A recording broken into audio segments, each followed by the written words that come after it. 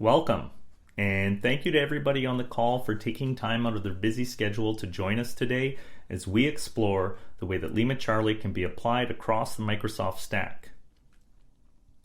For those of you that may be unfamiliar, LimaCharlie is a growing set of cloud-native cybersecurity tools and supporting infrastructure that can be used for all aspects of modern security operations. We call this method of delivery Security Infrastructure as a Service. Our Infrastructure as a Service approach gives you access to everything you need on demand.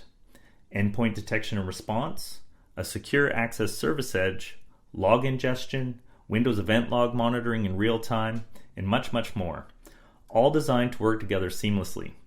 It's an approach that's very similar to the way that Amazon Web Services delivers components of IT infrastructure. And the best part is you get all of this self-serve with no contracts. Scale up and scale down as needed, fully multi-tenant from day zero, total control of how you manage your security infrastructure. With LimaCharlie, you can solve the problems that previously required complex integrations between an assembly of tools, SIM, EDR, NDR, SOAR, and any other security acronym you can think of. Whether you're an incident responder, managed service provider, or even a cybersecurity startup, now you can get everything you need when you need it in one place with no contractual obligations and no proliferation of tools. This is what we believe the future of cybersecurity looks like. In today's webinar, we're going to be examining some of the ways that security teams can gain visibility into their Microsoft stack, detect and respond to threats in real time, save costs, and replace a number of expensive vendors. If you have any questions during the webinar, you can put them in the chat. We have some team members monitoring, and we'll try and answer all the questions in real time and cover anything that we couldn't get to at the end of the webinar. And with that, I'm going to hand it over to my good friend and colleague, Amrik Randhawa, who's going to walk us through installing a sensor on an endpoint, getting Windows Event Log monitoring set up, and a few other things before passing it back to me, who's going to take us through the remaining capabilities and features. Amrik? LimaCharlie has a Windows sensor, which allows you to get deep telemetry data from Windows-based endpoints. That gives you broad coverage from old versions of Windows, everything from Windows XP 32-bit, Service Pack 2 and beyond, all the way through to the latest and greatest desktop versions that include Windows 11, as well as server editions like Windows Server 2022. So we get access to kernel-level data while taking lots of measures to preserve the integrity of the host, so you can always ensure that you're not going to be impacting the host performance. I'll show you really quickly what deploying a sensor looks like. It's fairly straightforward. I'll show you the first flow I'll just go through in the sensor section. When you hit the Add Sensor button, you'll see you can just choose Windows from here. Let's crank this open to give you a bit of insight. I'll be talking more about each of these things in a little bit, but essentially the Windows sensor will give you lots of deep visibility onto the endpoint. You can get process type data, file system events, registry information, even network data that's coming through as well, and we'll dig into that. So getting set up is just as simple as choosing an installation key, choosing the kind of operating system you've got, whether you're on a 32-bit or 64-bit machine, and then we give you a command that you can just run on the endpoint and get going immediately. So this is really handy if you just want to have a single endpoint that you want to deploy to. Very useful for testing when you're first getting started. But in larger scale deployments, you'll probably want to do this via the Install Sensor section. This is where we'll give you direct access to download each of the executables that we offer with all the different platforms that we offer. And then you can go and take a look at the command line arguments that you'll use with a mass deployment tool. So whether you're using Microsoft Intune or any other mass deployment tool, you can very easily go and get LimaCharlie deployed there. So what is it that you're going to get after you have the sensor installed? Well, let me show you what some of that data looks like. So I'll just choose one of my Windows endpoints here. When I'm taking a look at it, I'll have access to the basics of it, so I can see, MAC address information, IP address information, both internal and external for it. And then I can go over to the timeline. The timeline is going to show us historical data that's come in from that endpoint, and the various types of events that we've been collecting. All the telemetry that comes in is shown in this timeline view, so you can get a sense of what's been going on that machine. I can customize a timeline by choosing the date and time that I want to take a look at. And then I can just browse by taking a look at the list here. So you can see there's been a lot of network connections that are coming through. I can see DNS events that are coming through, as well as even information about registry rights. So I'll dig into one of those just to show you what that looks like. So we format all the events as JSON. So it makes it easy for you to go and go through and parse it and use it through our detection and response rules engine later. So I can see this registry key was written. This is the exact key that was written, and here's the value. This is super handy when you want to get essentially a change history, right? You can see exactly what had changed over time. All of these events, you can even filter them down using the event filter here. So if I only want to see DNS requests, I can filter based on that. I can even add a couple of other items as well if I want to also add in, TCP and UDP connections as well. So if I want to focus in on network activity that's been happening. We offer a wide range of events that you can collect from an endpoint. You can even customize all of those. So I'll show you where you can do that. So if you just want to get a sense of the kinds of events that come in, if you go over to exfil control, you'll see we'll have a default Windows that's set up.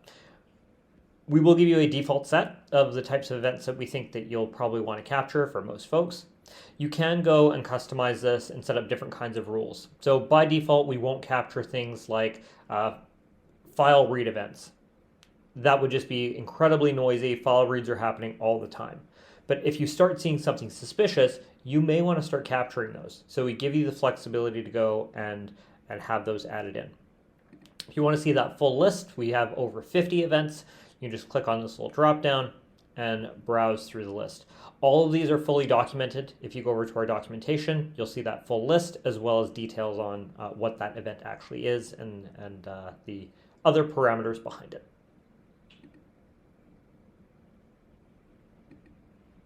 In addition to event collection, we also offer commands that you can issue to a sensor.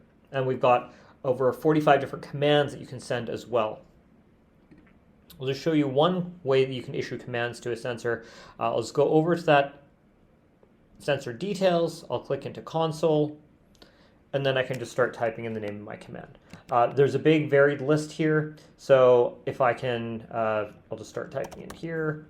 You can do things like run. I can run an arbitrary command on an endpoint. So whether it's a shell command or if I have an executable that I wanted to stage and deploy to it, I have the ability to do that right from the screen.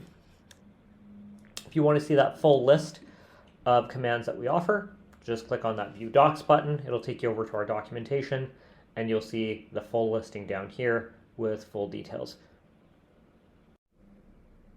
I want to talk briefly about a specific event type that we offer that's really, really powerful, and those are Windows event logs. So the LimaCharlie agent can bring in Windows event log data in real time. You can see when I'm in the timeline, I'll just choose one of these. They're listed as WEL for Windows Event Log. And I can customize the kind of data that comes in, but just know that they're going to be streaming in real time. We've heard from several customers that they previously were using Windows Event Log forwarding infrastructure, and they had lots of tooling that was set up to handle Windows Event Log forwarding. And one of the beauties that they found with LimaCharlie is just by installing the agent, they could get rid of all that infrastructure, save a whole bunch of cost by just using the native agent to have those logs stream in real time. So you can see with that Windows event log data comes in, it's formatted in JSON just like all the other events that come through to make them easy to go through. So you can see this is part of the security channel that was coming in. We give you the full Windows event log IDs that you can go through and do rule matching based on. In addition to the real-time Windows event logs, we also give you the option to go and bring in event logs from disk. So there are a couple of different scenarios where you may want to do that. One is just for forensic collection. You may want to just have the actual files retained that were as they were on disk. The other is when you're getting started with a new endpoint, you want to bring in all the historical data. Of course, everything that's new that's coming in will be streaming in real time, and that's very handy for you to go and be able to work with. but you can also go and bring in those historical logs. So you can see I have some of them set up. I've got my Windows logs that are in here. And this rule that I've got set up, which is an artifact collection rule, is collecting both Windows event logs on disk. So as an example, the system.evtx file, as well as the real-time event logs. And those are formatted slightly differently. So the real-time event logs are formatted in this format with WEL:// and then the channel that they're coming from. So in this case, these are the system events, these are security events, and application events. You can also bring in Windows event logs from other applications that are installed that generate Windows event logs. So for example, I have Windows Defender. So I want to bring in my Windows Defender logs in real time as well. So I can specify the exact pattern that I want to have brought in, and we'll bring in all of those logs. So that was a quick overview of the LimaCharlie sensor on Windows endpoints, where you can install the agent directly on an endpoint and start getting visibility there. Now I'll move on to talking about Microsoft Office 365 logs. So if you have Microsoft Office 365 and you want to start bringing in that log data, you can just go to the Add Sensor screen. You'll see Office 365 in that list, and you can see that we can start ingesting Office 365 audit events right into LimaCharlie. So I'll show you what that looks like after you've got it set up. So I've got an Office 365 adapter already set up. I'll click into it, and you'll notice that it looks very similar to how the Windows sensors had looked. So when you were looking at direct endpoint data. So I've got a similar timeline, and I can see timeline events come through here. You get the full benefit of LimaCharlie's 1-year telemetry storage with the Office 365 adapter as well. So all of your Windows audit data will come in here and be retained and searchable for a full year. This can cover a lot of your compliance needs and eliminate the need to purchase more expensive storage from Microsoft directly. So let's talk a bit about the use cases of bringing in your Office 365 data into LimaCharlie. In addition to the standard things you'd think about around Office 365, keep in mind that you can also bring in all of your Azure data as well, right? That's all flowing through as part of the audit data. That's going to really mean that you get access to things like user logged in events or user failed login events. You can build up custom detection and response rules around that. So one, in my case, for example, I've set up a rule where I can take a look for failed user logins, and I specifically look if it's the same failed user login that happens within, if I've got 5 of them that happen within a 60-second period, I want to get notified about it, and then I can start investigating a little bit further. I can even do things like monitor for global admin changes, right? So if there was a new global admin that was created, I would be notified about that. I can even do things like look at this as a DLP type solution. So I can monitor for things like data exfil. So whether that's going to be emails that are exfiltrated out or whether it's going to be files that are exfiltrated out, it's a great way for me to go and take a look at some of those. And then the final thing that that immediately comes to mind for me is going to be around monitoring of mass deletions. So if there's mass deletions of emails, files, even if you want to do that across multiple accounts, you can do all of that inside of LimaCharlie. Thanks for that, Amric. And before I start talking about Microsoft Defender, I want to make a point of mentioning that you can get Azure, Active Directory, or any other log type ingested using the same type of sensor that Amric just walked us through. This sensor, which we have open sourced, can be used to bring telemetry in from any source with the full data being stored by LimaCharlie in a searchable and interactive fashion for 1 whole year. Using this approach, you can pull all of your security and compliance related data into one place with storage that is orders of magnitude less expensive than Splunk and other similar solutions. The next thing I'm going to talk about is Microsoft Defender, which I'm sure everybody on the call is familiar with. It does a pretty good job, but the best thing about it is that it's probably already installed on the endpoints you're working with. I'm not going to go through the whole installation process right now, but it will be very similar to everything you've seen so far. Once installed, it just shows up as another sensor in the sensor list in LimaCharlie, as you can see right here. If we drill in, we can see that it is almost identical to other sensors, but simply does not contain some fields like internal IP and MAC address that don't make sense in this case. You can update tags over here, see the last time it was alive, and most interestingly, you can look at the timeline of events. What I have here is the historical telemetry that we captured from the given sensor. As you can see, each event is packed with data, all of which you can use to create detection and response rules. The next thing I'm going to cover is the Microsoft Edge sensor. This is a browser-based sensor available as a Microsoft Edge add-on. To install it, you can just search for LimaCharlie in the Edge App Store.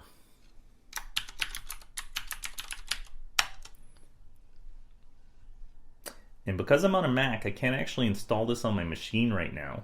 But because the Edge sensor is built on top of Chromium, I can demonstrate for you using our Chrome OS sensor. The Chrome OS sensor can run in the browser or as an EDR on Chromebooks. Oh.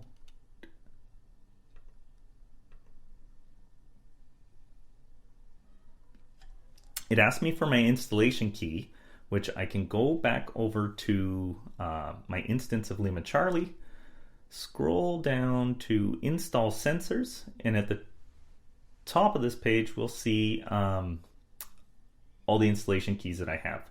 We could create a new one, but for this example I'm just going to copy the one I have for browser set up already. I'm going to copy from this tab Chrome key. I'm going to go back to the web store, paste it in, and doop, there we go. Now it's installed. If we go back over to our sensors list, we'll see it up here at the top of the list, and we can click into that. Again, it has a whole bunch of telemetry that's similar in the same as all the other EDRs, but there's some things that aren't present because they don't make sense for this instance. Primarily, the Chrome OS EDR will give you events on DNS, HTTP, and you get visibility into the URLs, which is kind of like a replacement for SSL cert interception, which can be costly and time to set up. With this, you can just install the add-on and bam, you have all that capability. Again, you can tag it. You can isolate the sensor from the network. So if you see something funny in your Chromium instance, you can have an EDR rule that will cut that off from the internet, or you can go do it manually. I'm going to pop in here on the timeline, and we can see the type of events that we have coming through. And again, there's lots of metadata in here for you to build rules off of and automate your process. And I guess that wraps up the intro and ingestion component of this webinar. If you're still with us, you deserve a cookie. I know this is really dense material, but we're trying to show you as much as we can in the time that we have. Anything that we covered here today will be clearly explained in our documentation or help center. Chances are we even cover it in one of our free online courses or videos on our YouTube channel. And if you can't find what you're looking for, just reach out to us. Our engineering team is always hanging out on our community Slack channel, and if you've read our customer testimonials, you know we love to help. Now that we have all of that telemetry coming in, we need to monitor and detect when something we want to know about happens. And in true LimaCharlie fashion, we offer a bunch of different ways through our add-ons marketplace for you to accomplish your goals. Despite being able to write your own powerful detection, response, and automation rules, most people just want to get detection coverage, and to do that, we offer several solutions. One of our most popular free offerings is a community-curated Sigma rule set. For those not familiar, Sigma is a generic and open format that allows you to describe relevant log events in a straightforward manner. The rule format is very flexible, easy to write, and applicable to any type of log file. The main purpose of this project is to provide a structured form in which researchers or analysts can describe their detection methods and make them shareable with others. LimaCharlie provides a mirror of this rule set that can be applied to your whole fleet with the click of a button. As soon as you hit subscribe, you will start receiving alerts on hundreds of community developed and maintained rules. This rule set can be a little noisy out of the gate, but once you get all your false positives set up, you can export that and use it whenever you create a new tenant or organization using our infrastructure as code model. Another one-click solution is the Soteria rule set.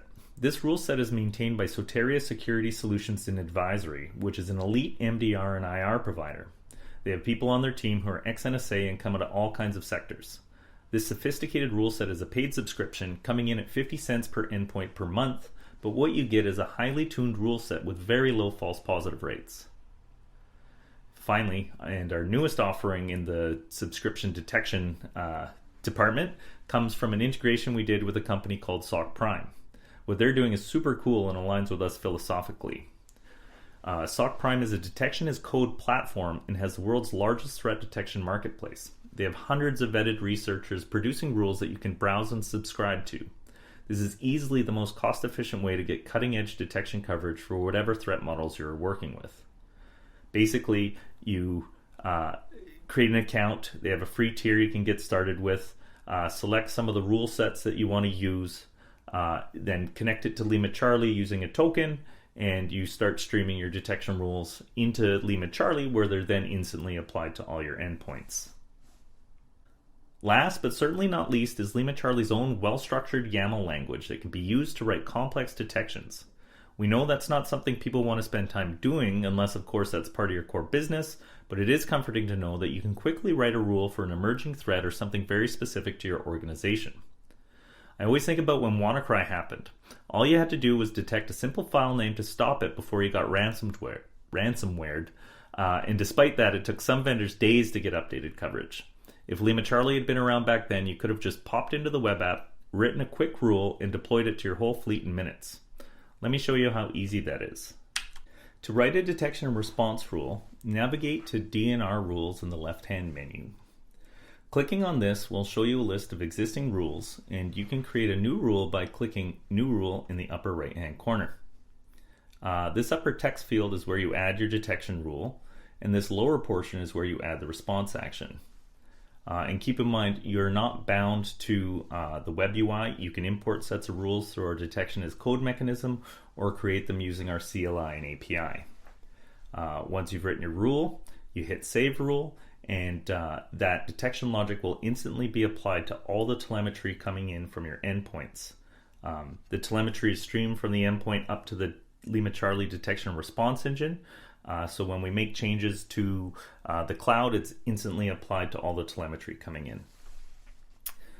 To move things along, I'm just going to show you what an existing rule looks like.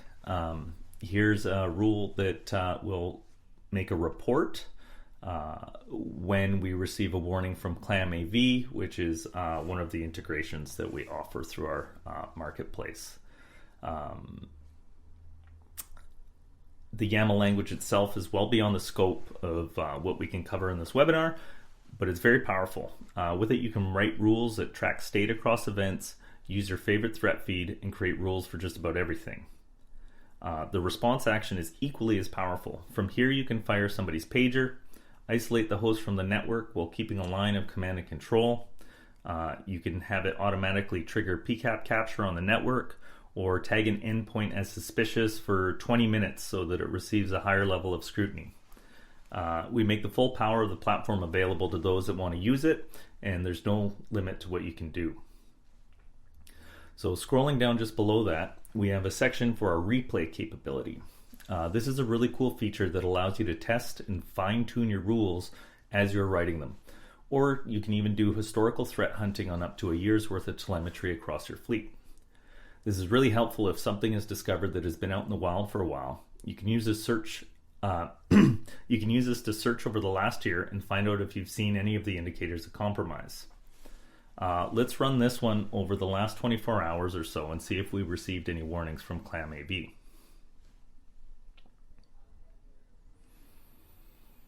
So no matches, and it processed a little over 250,000 events. If it had matched, we would have got stats from how many times that event was seen, and then been able to drill down into the timelines of the affected endpoints from there. Yeah, so very powerful stuff. I had a few more things I wanted to go over, and one of those things is the Atomic Red Team integration, which can be used as part of a security posture evaluation. For those that might not be familiar, Atomic Red Team is an open source project put together by Red Canary. It's a library of tests mapped against the MITRE ATT&CK framework. What this means tactically is that with a few clicks of a button or through programmatic automation, you can deploy Atomic Red Team across your entire fleet and get a good idea of what kind of security coverage you have. A security posture evaluation can be a great way to start an engagement or as part of an onboarding a new customer. And the actual security benefit is that you can identify areas where you don't have good coverage.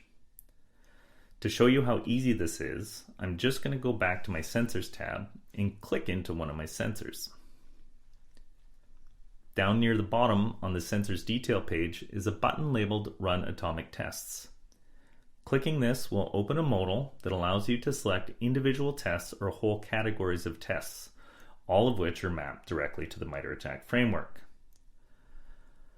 I'm going to select a few different tests and click Run.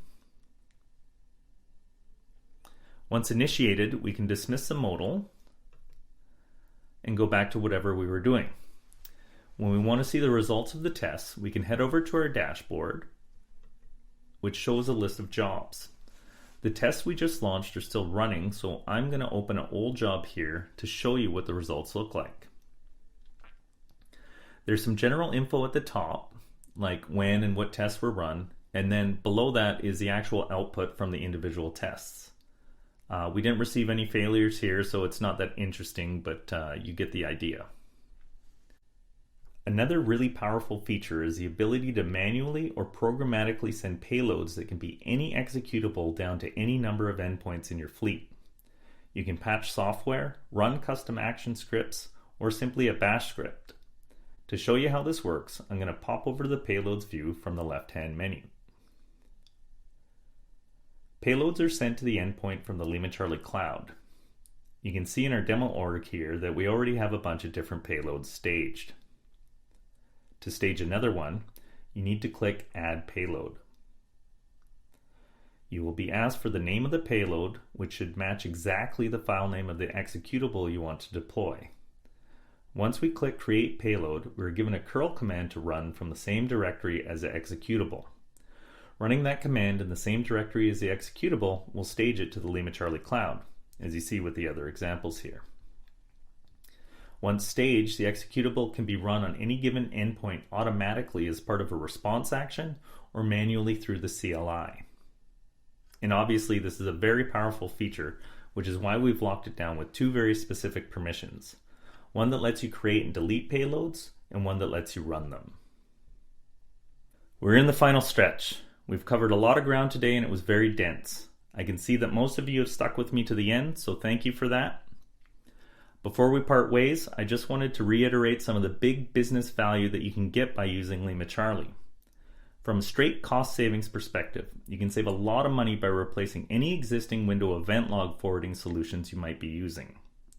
And if you're using something like Splunk, you can dramatically lower your costs by piping that data into LimaCharlie first and then just sending the stuff that needs to be hot out to Splunk. The complete dataset will persist in a searchable format on LimaCharlie. And if you have compliance requirements around storing logs or rule-based access control, we're the most straightforward and inexpensive solution you're going to find. And on top of those apples to apples cost comparisons, there's all the time and energy your organization is going to save by not having to maintain your own infrastructure. Nothing is going to break because you updated something, and you're never going to have to worry about scaling issues with the architecture you've put together because we take care of that and do it in a way that will scale to any size. And I think that's it. If anybody has any more questions, now is the time. If you liked what you saw today, please reach out and book a demo. We're always happy to walk through the app with our users and answer any questions they have. And if you don't like people, you can just go get started on your own by signing up for our full-featured free tier of 2 sensors, no credit card required. You can find us on LinkedIn, Twitter, and YouTube at LimaCharlie.io. You can join our community Slack at slack.limacharlie.io. You'll find comprehensive documentation at doc.limacharlie.io. And we have a help center with tactical guides to get things done at help.limacharlie.io. And of course, our free online courses can be found at edu.limacharlie.io. Thanks again for joining us today.